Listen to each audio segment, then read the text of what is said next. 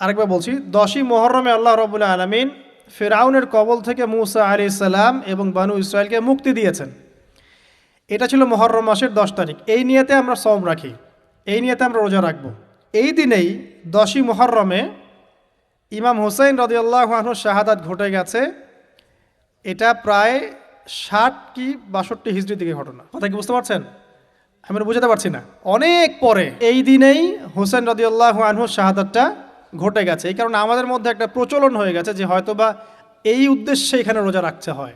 রাসূল সাল্লাল্লাহু আলাইহি ওয়াসাল্লামের ইন্তেকালের পর খলিফা হন আবু বকর সিদ্দিক রাদিয়াল্লাহু আনহু, তারপরে ওমর রাদিয়াল্লাহু আনহু, তারপরে উসমান রাদিয়াল্লাহু আনহু। এই উসমান রাদিয়াল্লাহু আনহুর এই সময় থেকে শেষের দিকে একটা সমস্যা সৃষ্টি হয়েছে। কি সমস্যা?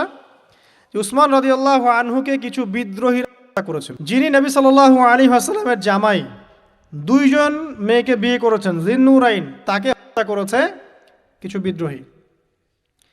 এরপরে খেলাফতের দায়িত্বে আসেন আলী রাদিয়াল্লাহু আনহু। কে আসেন?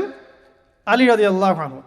আলী রাদিয়াল্লাহু আনহু দায়িত্ব নেন এই মক্কা মদিনা এই জায়গাটুকুর উপরে। তার হাতে সাহাবায়ে কেরাম বায়াত করেন। কিন্তু ওই দিক বলতে বোঝাচ্ছি সিরিয়া, শামের দিকে, সেদিকের গভর্নর ছিলেন মুয়াবিয়া রাদিয়াল্লাহু আনহু। কি নাম? মুয়াবিয়া রাদিয়াল্লাহু আনহু। তিনিও কিন্তু একজন বড় মাপের সাহাবী। ঠিক আছে? তো মুয়াবিয়া রাদিয়াল্লাহু আনহু সেখানে নিজে সেখানকার খেলাফতের দাবি করেন। আলী রাদিয়াল্লাহু আনহুর হাতে বায়াত তিনি করেননি। আলী রাদিয়াল্লাহু আনহুকে বারবার একটা বিষয়ের চাপ দেওয়া হচ্ছিল যে ওসমান রাদিয়াল্লাহু আনহুর শাহাদাতের আগে বিচার করতে হবে, হত্যাকারীর বিচার করতে হবে।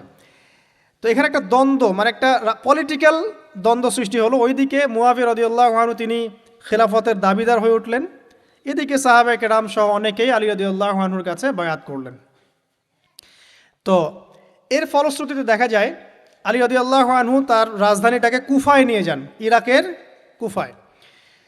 তো ইহুদিদের ইন্ধনের ফলে এক পর্যায়ে দেখা যায় যে আলী রাদিয়াল্লাহু আনহুর এক পক্ষ এবং একদিকে মুয়াবিয়া রাদিয়াল্লাহু আনহুর এক পক্ষ, তারা একটা মানে অনাকাঙ্ক্ষিত যুদ্ধের দিকে চলে যান।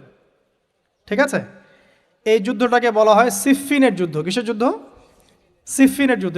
এটা সংঘটিত হয়েছে 37 হিজরিতে। কত হিজরি? 37। এর আগের বছর আবার উটের যুদ্ধ হয়েছে, জাঙ্গে জামাল। তার পরের বছর এই সিফফিনের যুদ্ধ। সিফফিনের যুদ্ধে আলী রাদিয়াল্লাহু আনহু বিজয় লাভ করেই ফেলেছিলেন। এই সময় মুয়াবিয়া রাদিয়াল্লাহু আনহুর দলের মধ্যে আমর ইবনে আস রাদিয়াল্লাহু আনহু তিনি বলছেন যে কোরআন ফয়সালা করবে। কোরআন ফয়সালা করবে, এটাকে কেন্দ্র করে একটা তৃতীয় পক্ষ নির্ধারণ করা হয়, যেটাকে আমরা সালেস বলি। যে মুয়াবিয়া রাদিয়াল্লাহু আনহুর পক্ষে একজন, তার নাম আমর ইবনে আস রাদিয়াল্লাহু আনহু, এবং আলী রাদিয়াল্লাহু আনহুর পক্ষে একজন, তার নাম হচ্ছে আবু মুসা আশআরি রাদিয়াল্লাহু আনহু। তারা গিয়ে একটা তৃতীয় পক্ষ করে মীমাংসা করতে চাচ্ছেন যে আমরা কেউ যুদ্ধ চাই না, আমরা ভাই ভাই, আমরা সবাই মুসলিম উম্মার ঐক্যের খাতিরে এখানে একটা সলিউশনে আসব। তো সলিউশনে একটা আশা হচ্ছিল যে ঠিক আছে, উভয়েই পদত্যাগ করবে, নতুন খলিফা নেওয়া হবে। ঠিক আছে? তো এরকম একটা কথা চলছিল। কিন্তু মুয়াবিয়া রাদিয়াল্লাহু আনহু তিনি তার যে মানে দাবি, এটা ছাড়তে চাচ্ছেন না।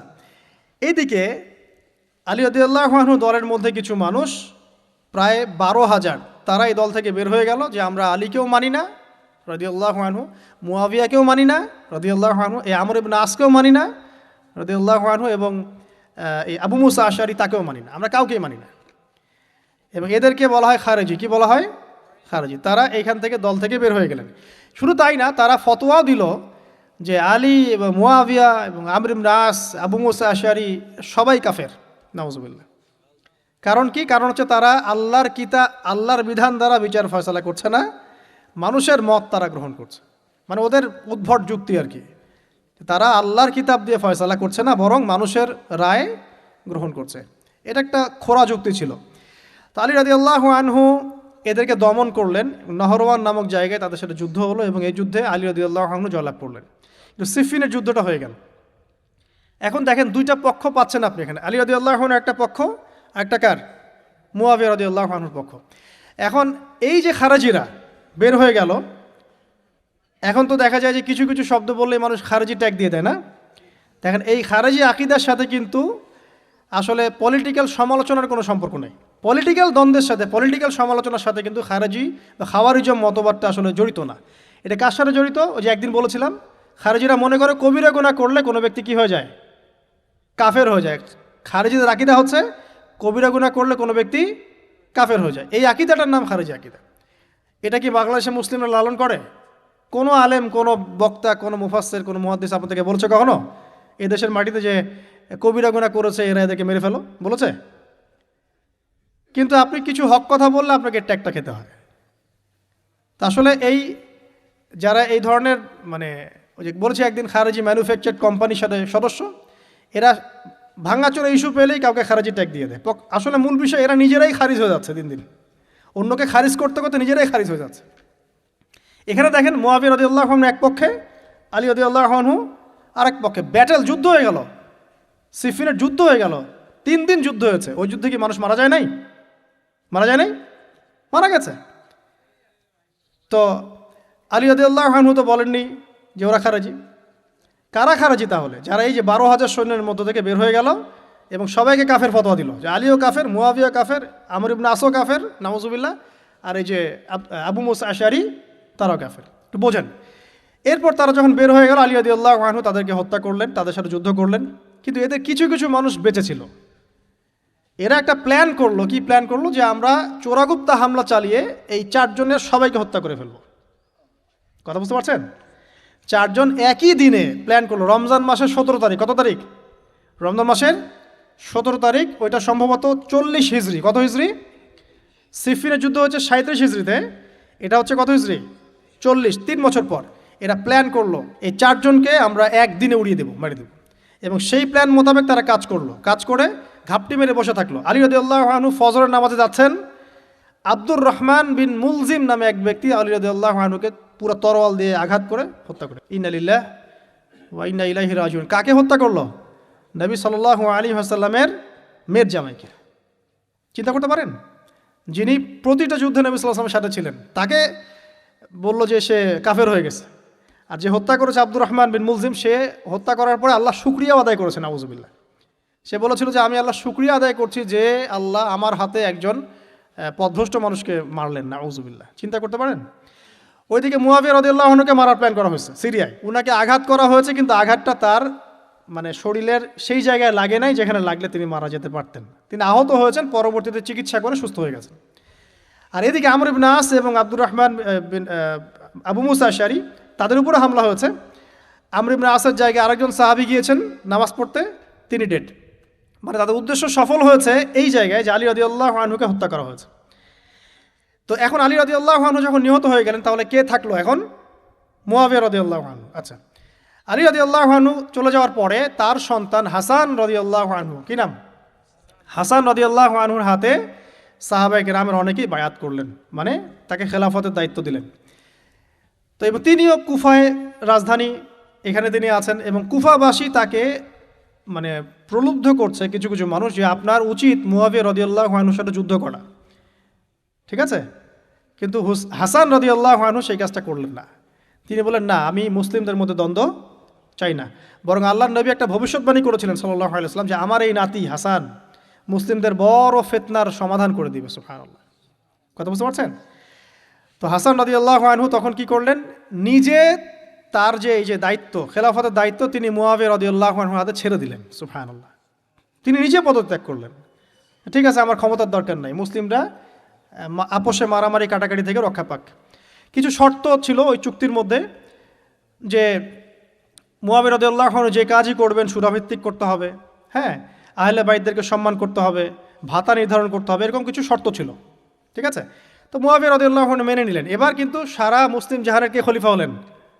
কি নাম বলেন? মুআবিয়া রাদিয়াল্লাহু আনহু। এবং এরপর তিনি একাধারে 20 বছর খেলাফতের দায়িত্ব পালন করেছেন। কত বছর? 20 বছর।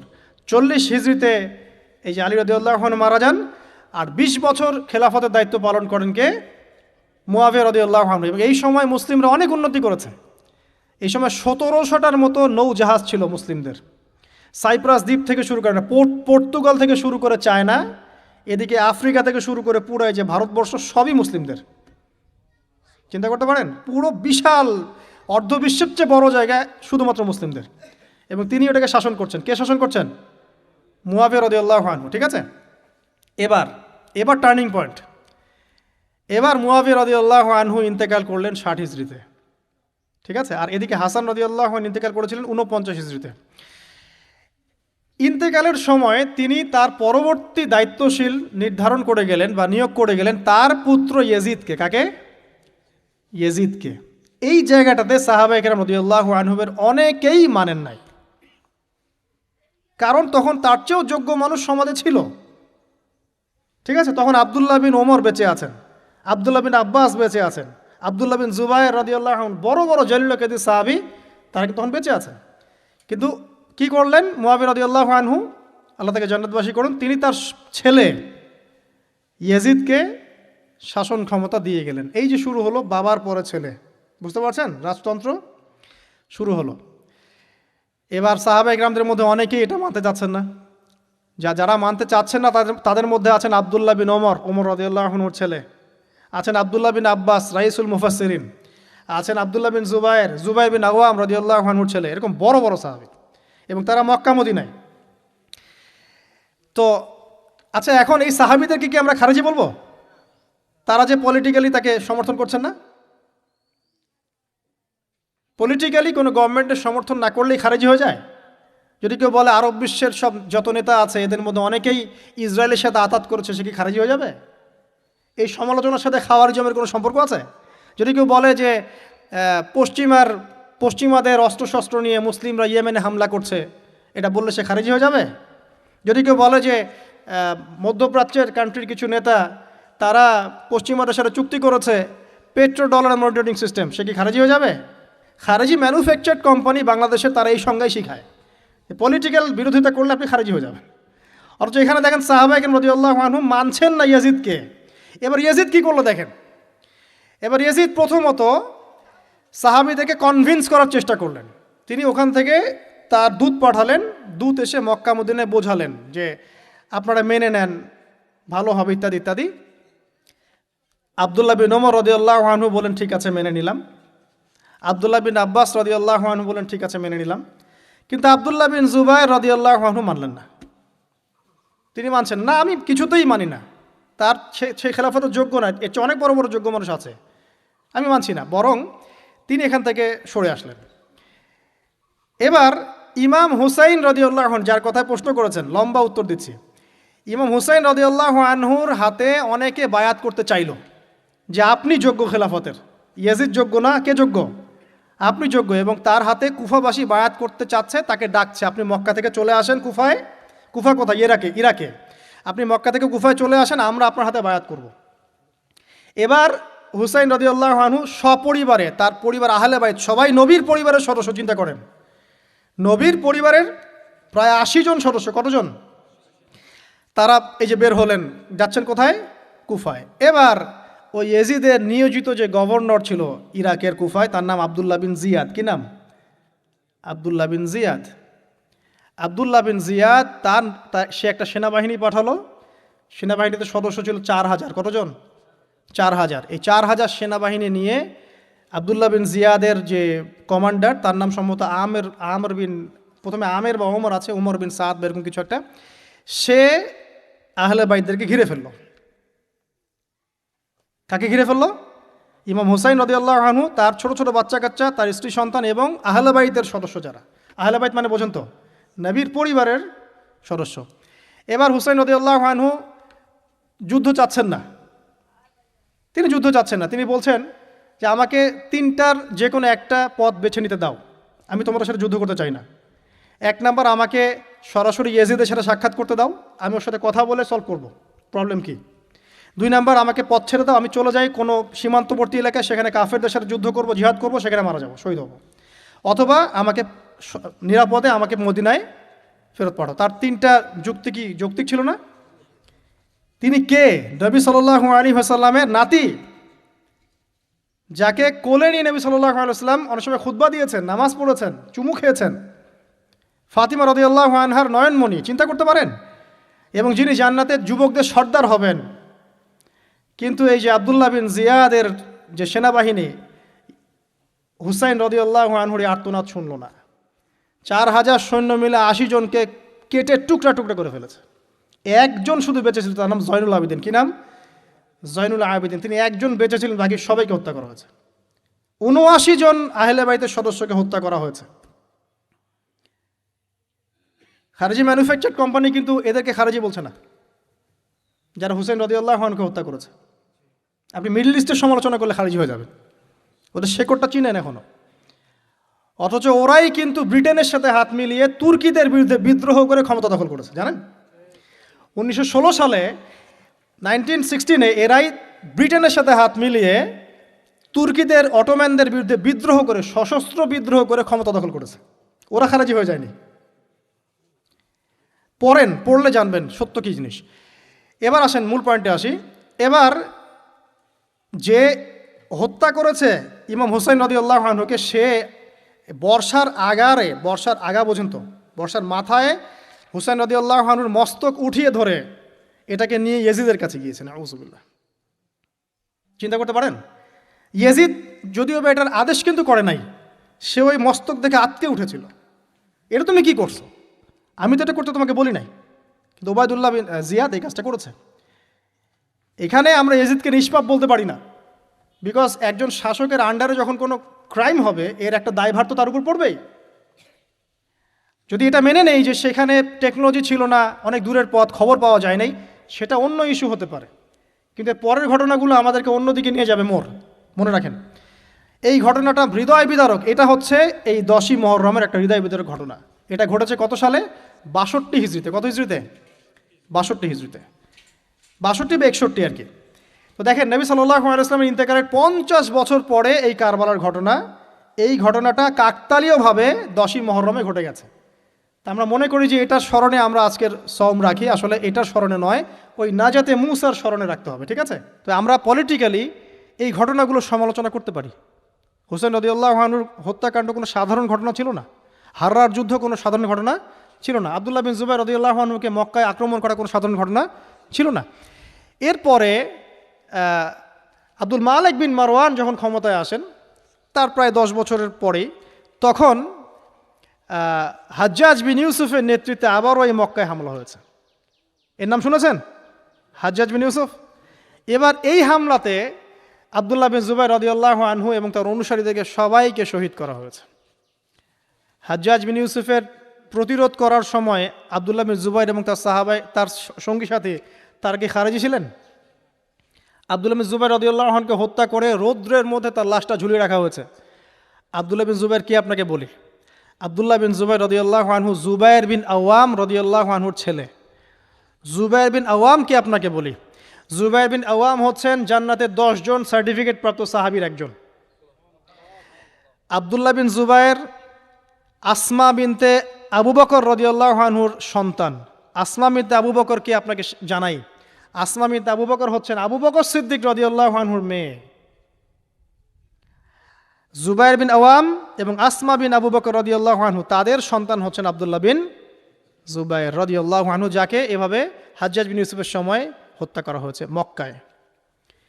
এই যে ঘটনাগুলো আপনারা শুনুন। এরপরে যদিও বা পরিস্থিতি ঠান্ডা হয়ে যায় আস্তে আস্তে, এবং আব্দুল মালিক বিন মারওয়ানের সময় তিনিও প্রায় 20 বা 22 বছর ক্ষমতা কাটান, এবং ওই সময় মুসলিমরা এই যে সিন্ধু প্রদেশ জয়, ওইদিকে তারেক বিন জিয়াদের স্পেন জয়, এদিকে আপনার এই যে আমাদের ভারতবর্ষ জয়, এগুলো ওই সময় ঘটেছে। ঠিক আছে? ওইদিকে আমরা যাচ্ছি না। মূল যে জায়গাটা আপনাদেরকে আজকে বলতে চাচ্ছি সেটা হলো এই যে, প্রথমত কারবালার বিয়োগান্তক ঘটনার সাথে এই 10ই মুহররমের সওমের কোনো সম্পর্ক নাই। এটা নাজাতে মুসার সাথে সম্পৃক্ত। তবে এই হিস্ট্রিটা আপনার জানা থাকা উচিত, কিভাবে আবু বকর সিদ্দিক রাদিয়াল্লাহু আনহু থেকে এই আব্দুল্লাহ বিন জুবাইর রাদিয়াল্লাহু আনহু শাহাদাত পর্যন্ত ঘটনাগুলো ঘটলো।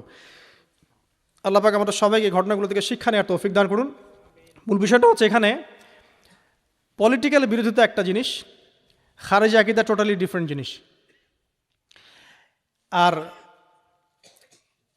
অনেক পলিটিক্যাল দ্বন্দ্ব পেরিয়ে মুসলিম ইতিহাস, ইসলামের ইতিহাস আজকে এই পর্যন্ত পৌঁছেছে।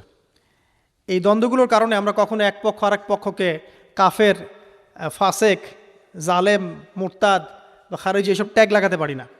এগুলো দুঃখজনক। আল্লাহ পাক এভাবেই আমাদেরকে পরীক্ষা করেছেন, এই ঘটনাগুলো ঘটে গেছে। আল্লাহ পাক আমাদের সবাইকে ইতিহাস থেকে শিক্ষা নেওয়ার তৌফিক দান করুন।